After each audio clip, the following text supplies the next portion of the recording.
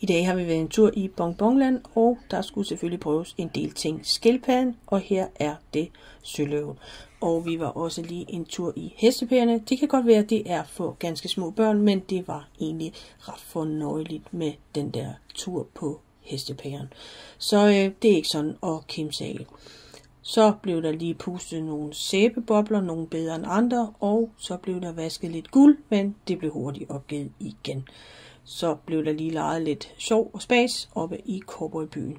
Så blev der prøvet handkatten, den skulle jeg så ikke med til, men jeg ville rigtig gerne med i bæverrafting, så den prøvede vi faktisk 6 gange. Og de andre prøvede også vandrotten, jeg synes den måske er lidt vild og lidt vandsplaskende, så den skulle jeg ikke med i. Vi prøvede også andemadsbådene, og de er jo stille og rolige, og man bestemmer jo selv farten.